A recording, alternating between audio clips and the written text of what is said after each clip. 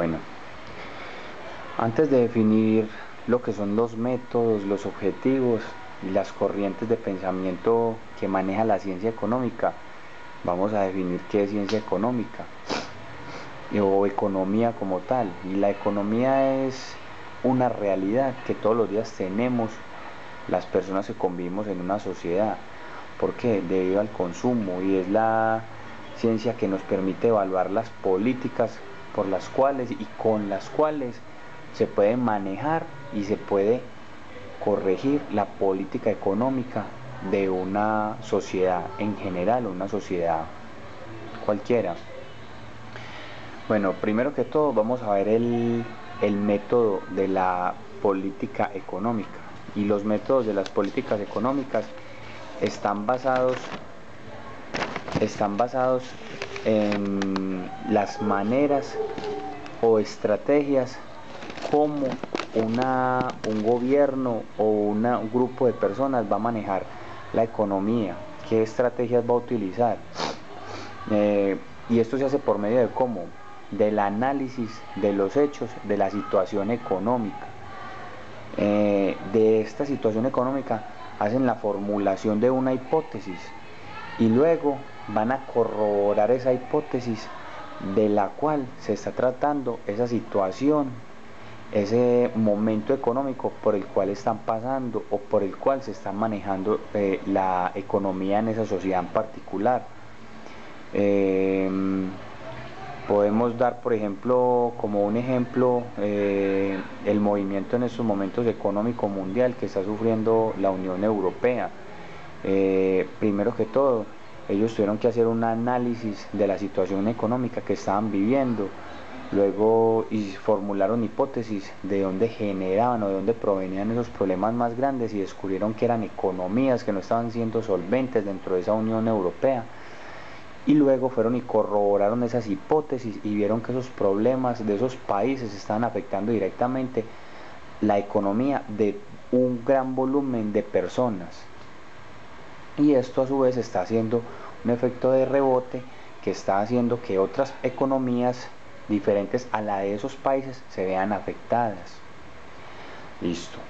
Dentro de los objetivos de las políticas económicas tenemos que son objetivos o son cosas que se trazan dentro de esas políticas económicas, y esos objetivos son los que llevan a que una sociedad sea solvente económicamente, y esta solvencia económica tiene que mostrar una equidad, y eso es una equidad no que todos tengan igual número de cosas, no, sino que sea una equidad cuantitativa, que todos puedan comprar, todos puedan dar, todos puedan adquirir y todos puedan, por decir entre comillas, vender, sea bienes o servicios. Dentro de todos estos objetivos económicos se encuentran el empleo, porque el empleo es el que sostiene la política económica de un país o su economía, para poder así garantizar el consumo. Y dentro de ese consumo se garantiza una producción, y esa producción es la que hace que esa economía sea una economía que esté bien engranada y pueda tener un movimiento constante, y hace que esa economía sea una economía que sea firme y estable. Y dentro de esa equidad está que todos tengan con qué conseguir para que la economía pueda fluir. Y en cuanto a la diferencia, se hacen muy fuertes las políticas económicas, está en conseguir que todos tengan cómo conseguir, sus cosas, para que la economía tenga un equilibrio y sea más fluida y pueda ser más estable con todos.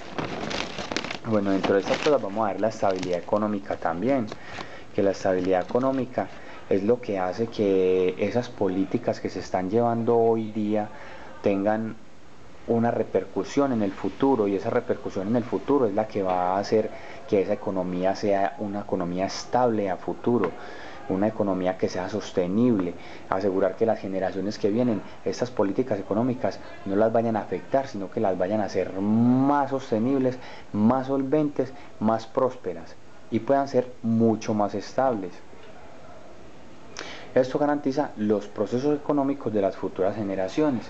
Para esto, ¿qué se utilizan? Se utilizan instrumentos o políticas económicas. Las políticas económicas son políticas fiscales, políticas monetarias, y esto todo lleva a unas variables económicas que pueden ser macroeconómicas o microeconómicas. Macroeconómicas más para afectar la economía del país frente a unas políticas extranjeras o unas economías extranjeras, o microeconómicas ya sea dentro del país mismo como tal. Dentro de estas corrientes dentro de la ciencia económica tenemos por ejemplo el esclavismo. El esclavismo era una corriente económica que se dedicaba a que entre más esclavos se tuviera era más poderosa la persona porque más podía negociar con ellos. El feudalismo, que se basaba más que todo en el reinado, en los reyes, y que los reyes tenían feudales, que estos eran los que hacían su parte pues en la cobra de los impuestos y en la administración de las tierras. El neoliberalismo que vemos hoy en día, que es el que se basa en que el gobierno se limita solamente a crear las leyes económicas y a crear los regímenes económicos, y las personas son las que pueden tener como esa prioridad de negociar. Dentro de esta hay la propiedad privada, y la propiedad privada se puede manejar por personas apartes. Y también está el socialismo. El socialismo es el que no permite la propiedad privada. El marxismo tampoco la permite, sino que hace que cada persona trabaje en la tierra y la tierra le pertenece al Estado.